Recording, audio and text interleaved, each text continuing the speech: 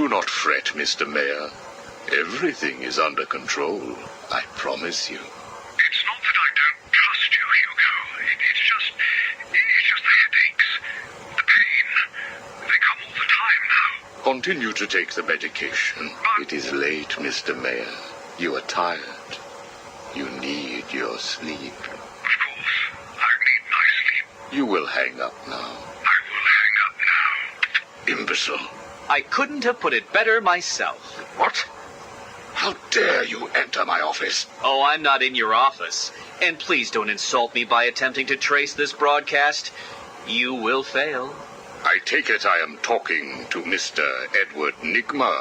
Do you know of any other inmate in your twisted little penitentiary who is ingenious enough to arrange this little chat? Narcissism, a compulsive desire to prove his intellect, and a predilection for riddles. You've read my file. Of course. Good. Then let's get started. How do you attempt to understand what is going on in Arkham City when all of the answers are strange? Good evening, Hugo. I believe it is time for our one-on-one. No. It is time for you to stop this and give up. My tiger guards will find you, and when that happens, I will perform the procedure on you myself. Procedure? Oh, you mean what you did to all those poor fools back at the asylum. To be honest, I think you did them a favor. How do I know that you requested access to all the most forgettable patients and proceeded to melt their brains with the help of that confused milliner? Or did you mean, how do I know that you have been providing the ex-warden with your own special medication? No doubt intended to render his synapses more malleable to your suggestions. Or maybe you are currently wondering if I know about the secret panel in your closet. How it slides back to reveal what you want most. How you sit, wearing that suit, crying into your hands as you question whether you are really worthy. What do you want, Mr. Nigma? Oh, that's easy. I want exactly what you want. And what's that? Batman, dead. Humiliated, but dead. Knock, knock, Professor. Guess who? I grow tired of these insipid games, Mr. Nigma. If you wish to speak to me, my guards will escort you safely to my tower. Please, Hugo. If you're going to set a trap, at least pretend to try harder than that. No traps, Edward. I simply wish to grant you safe passage through Arkham City. I think the time has come for us to meet as equals. You, Strange? My equal? I am the man whose cunning will soon have Batman lying at my feet, bloodied and broken. Really? Then I will pull off his mask and look into his dull, dying eyes. In that last instant, he will know that I have finally beaten him. And I will finally know who he really is. My apologies, Edward. I see now we are nowhere near equals. Finally. You see, like me, you are obsessed with the Batman. But unlike me, you don't know who he really is, do you? What?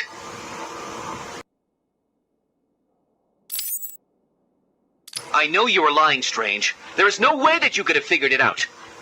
It's some kind of trick. It must be. Oh, I use no tricks, no childish puzzles. I simply created a psychological profile of the man most likely to be the Batman, and then matched it against the most logical candidate. I was right, of course. Well, who is he? Ah, but that would spoil the game for you, wouldn't it? You must tell me. I implore you, Strange. Really, Edward? If I could figure it out, it must be child's play for you. But I... Interesting. Tell me, Edward, how is the Riddler like a blank dictionary? You're both at a loss for words.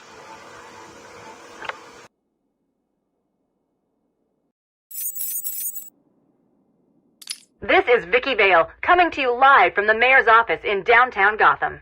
Today is your first chance to put questions directly to the mayor. As you know, Mayor Sharp's criminal quarantine program was the main platform that won him the election. Now that the facility is fully operational, does Gotham still feel the same way about it?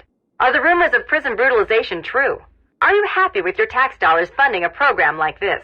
More on tonight's show.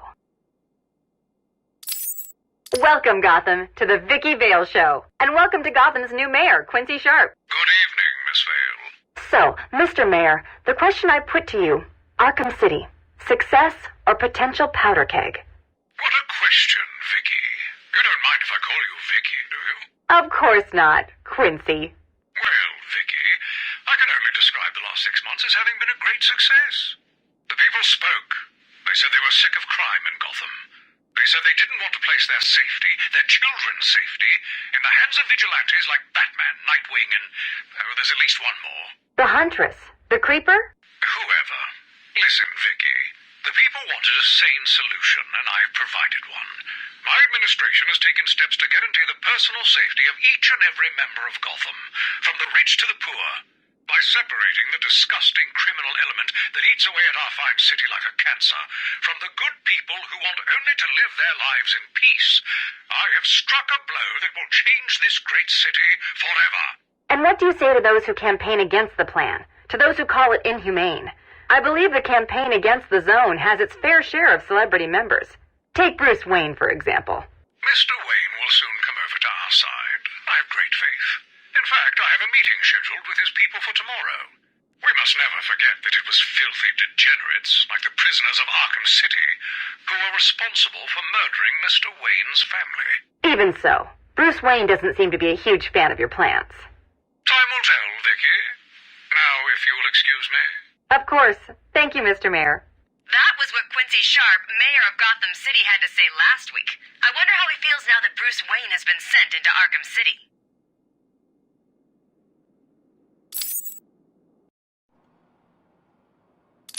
We found the prisoner attempting to break into your office, sir. I see. Leave us. Yes, sir. Well, well, as I live and breathe, Professor Hugo Strange. Your posters really don't do you justice. You really are far more evil-looking in real life. Charmed. Tell me, what do you plan to do, Miss Kyle? I assume that you were attempting to break into my office in order to retrieve your ill-gotten gains. You stole them from me. Hardly. The items were confiscated upon your arrest. Yeah, about that. This holiday camp of yours is quaint and all, Hugo, but I don't think I'll be staying too long. Escape is impossible. A girl loves a challenge. So do I.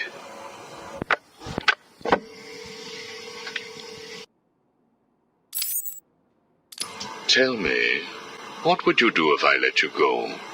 Attempt to escape? Try and find the confiscated items? Contact the Batman? Why would I contact him? It's his fault I'm in here. Is it? I believe you would have escaped if greed had not got the better of you. He was actually in the process of rescuing you, was he not? I didn't need his help. Or any man's, it appears. Come on, you're going somewhere with this. Spit it out. I've been studying you. I can see. My eyes are up here, by the way. Very amusing. Tell me, what was it like growing up alone? Fending for yourself? Doing whatever was necessary to stay alive? Please, I'm tearing up here. And Holly, what would you do if I sent my men after her? Touch her and you're dead. Have you calmed down yet? Where is she? That depends on your next answer. If you could save one person tonight, who would it be? Holly? Or the Batman? He can look after himself. Good. Holly is safe for now. Let us talk about Batman. What do you think I can tell you that you don't already know? You've been sending your goons after him for months. He said you were studying him. So you speak. Good. You never knew your father, correct? Enough, Strange. This is over. If you say so. Captain, do you have the girl in your sights? Yes, sir. Kill her. No! Are you prepared to talk? I thought so. Keep the girl targeted, Captain. You bastard. Shall we continue?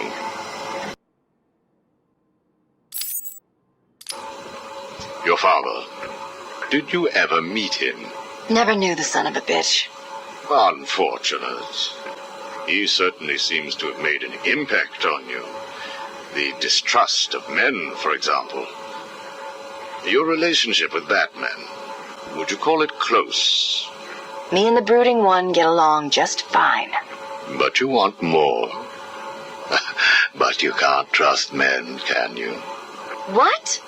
Look, he's spoken for. He must be. How else could he resist all this? You're both very similar, aren't you? A shared disregard for the law, a belief that you are doing the right thing, and a similar taste in attire. But beneath the surface, there is a weakness. Like hell. You both risk everything for a chance at redemption. You tell yourself it's to help her. He does the same for the boy. It's all just to make his life more complete, to become the father he never knew. You don't know anything about him. And neither do you. He hasn't confided in you because he doesn't trust you. And it hurts, doesn't it?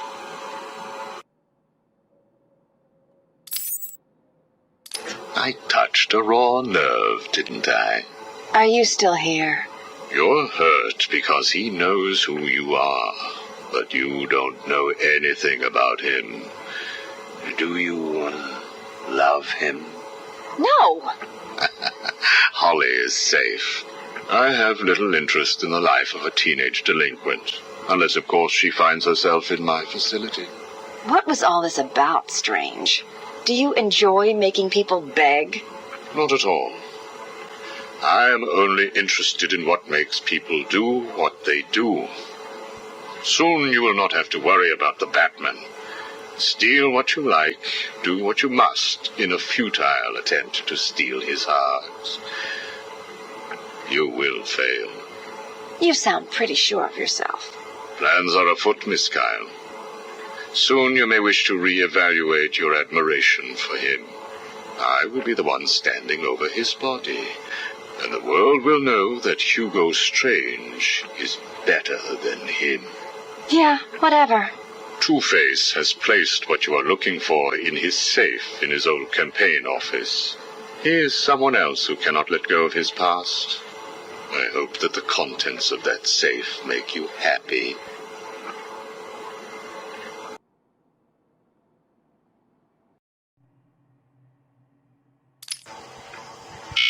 Prisoner's here, sir. Very good. Send him in. But we haven't got the suit off him yet. He's dangerous. Are you sure? Of course. Victor Fries and I have much in common. We will be fine.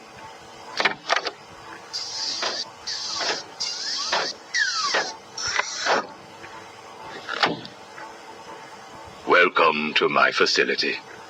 Please, take a seat. I prefer to stand. Why am I here? Oh, Victor, there will be plenty of time for that later. Right now, I wish to get to know you. Discover how you came to have such a frosty outlook on life. I have nothing to say to you. You may have taken my weapons, but my suit still has considerable offensive capabilities. I will freeze the marrow in your legs. Each bone will shatter and fracture while you remain completely aware of your impending paralysis, begging me to end you. I don't think that you will do that, Victor. Really? Why not? Simple. If you hurt me, your wife will die.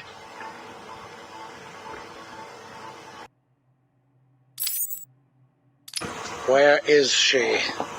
Where is my wife? Nora is in safe hands. Now, let's discuss an incident from your childhood. No. Then this is over. Guard. Wait. What do you wish to learn? Your early years were troubled. I was not a sociable child, but that is all. Even your parents disowned you. They sent you away to a reform school, correct? They did not understand my work. Your work? According to a police report, you froze over a dozen of your neighbor's pets. I have always had an interest in cryonic preservation. I didn't understand why my parents allowed our sick pets to die instead of attempting to save them. So I set about finding my own way. I intended to revive all of those creatures. But you didn't. Which brings us to Nora.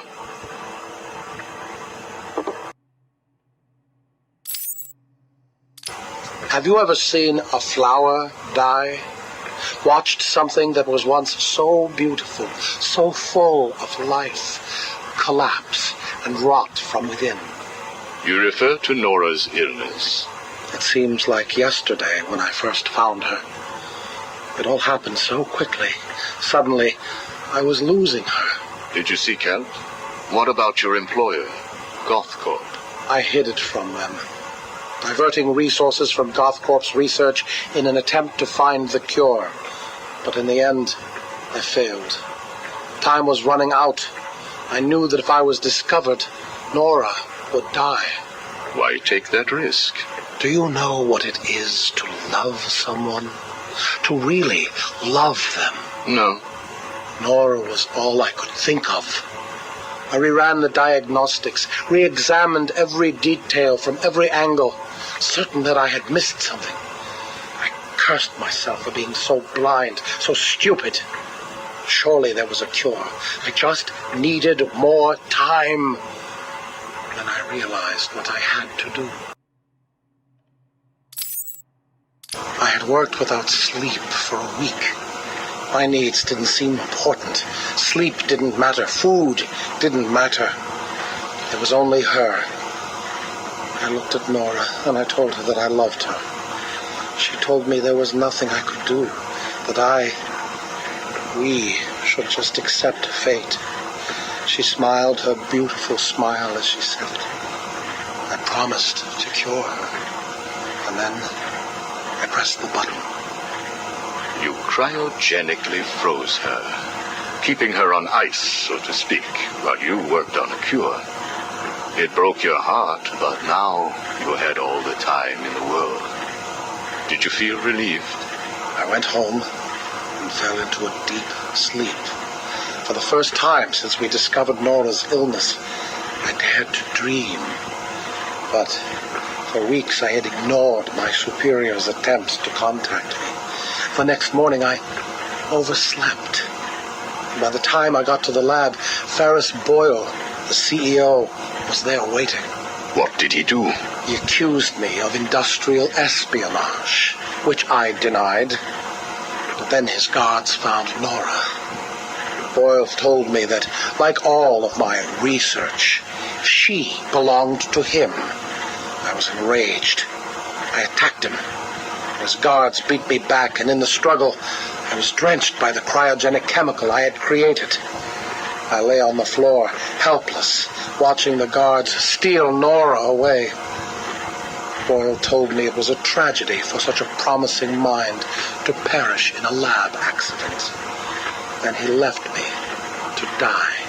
But you survived. The chemicals were absorbed into my body and transformed my metabolism. My body went numb. I felt a strange tingling, then searing pain all over. Each breath ignited my lungs. I clawed my way back to a refrigeration unit, and as I closed the door behind me, I felt the icy chill calm my aching body. Things suddenly seemed clear. What seemed clear? Finding a cure for Nora? No. Revenge. Boyle would pay.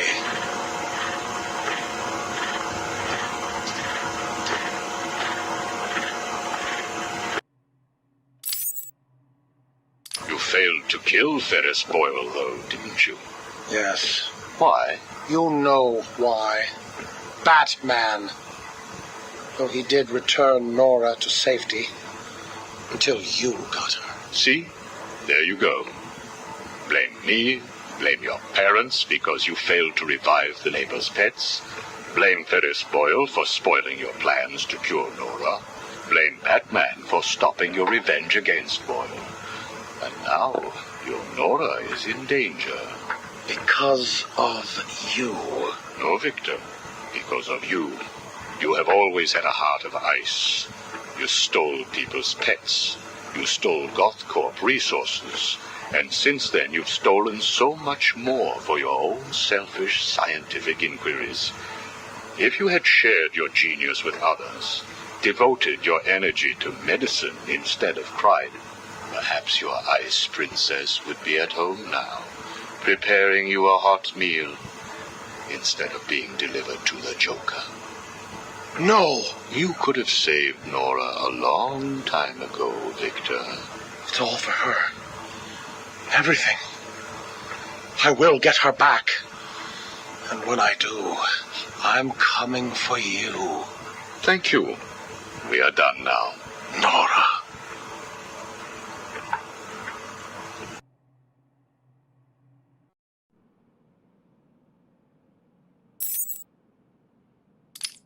Hello? Anyone in there? No sense of humor. Ah, the strong and silent type, eh? Think you're safe behind that mask? Give me 20 minutes and a can opener, and I'll have you whimpering like a schoolgirl. You might like it. That's enough, patient. Guard, leave us. Yes, sir. Good afternoon. My name is Professor Hugo Strange. And you are... Two-Face. Catwoman. Batman. We can play these games as long as you like. Great. I love games. Not in my facility, you won't. I'm offering you this opportunity to make a deal. I am fully aware of your condition. The last thing you have is time. But I can make your final days more comfortable. And in return, I'd be giving you... I wish to study you. I need to know why you are the way you are. I don't have long, Doc. You're going to need more than some psycho mumbo-jumbo to get to the bottom of what's wrong with me. Oh, I have more than that. Much more. So, do we have a deal? How are you feeling today? You promised me another doctor, Strange. Maybe you shouldn't have killed the one I sent last week. What made you do it? Fish gotta swim, birds gotta fly. Besides, it was worth it to see the look on her face. Hey, you know what? I think I've got a piece of it here in my pocket. You are trying my patience. That was the third doctor you've killed.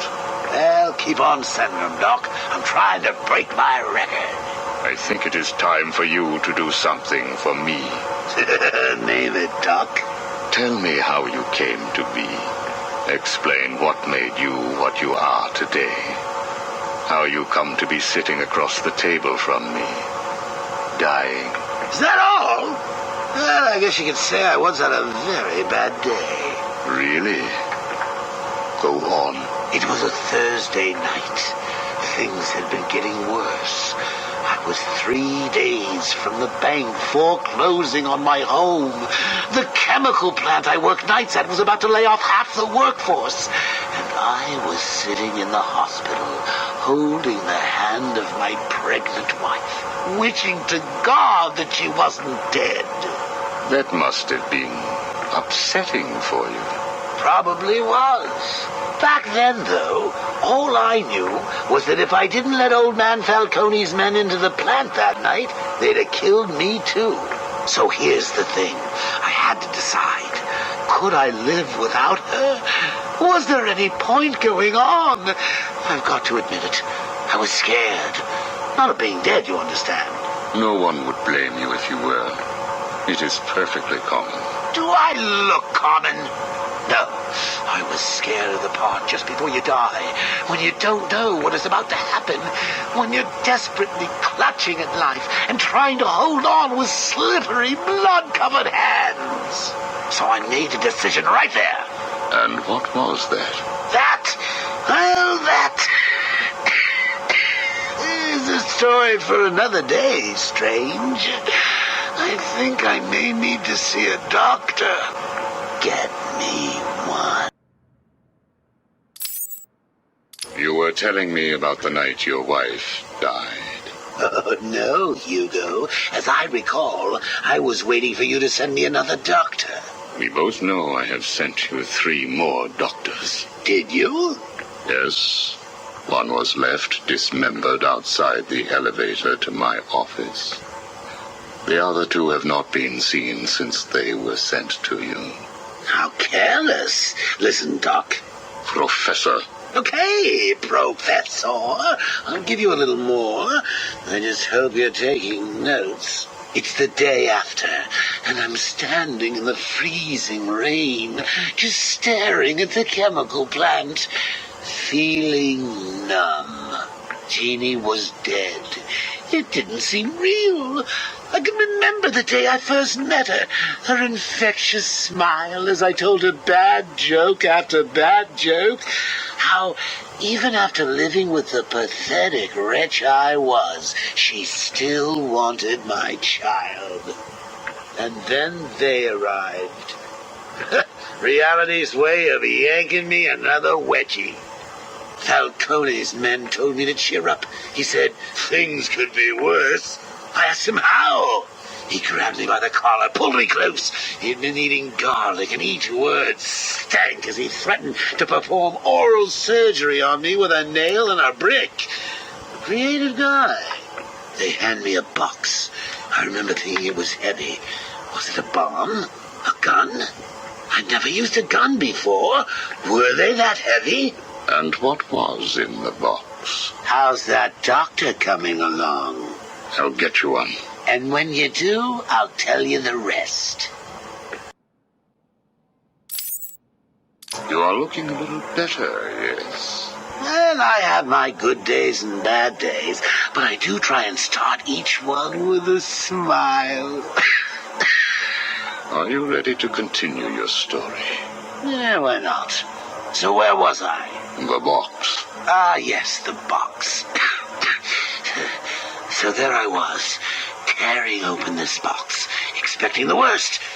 And all it had in it was a crazy red dome and a cloak. I thought they were having a joke with me, but oh no. They made me put it on. They said it was a disguise. It would keep me safe. It smelled like garlic. And that was it, really.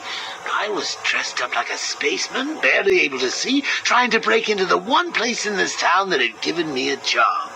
Have you ever tried to walk with an enormous fishbowl on your head? Don't answer that. It's hard.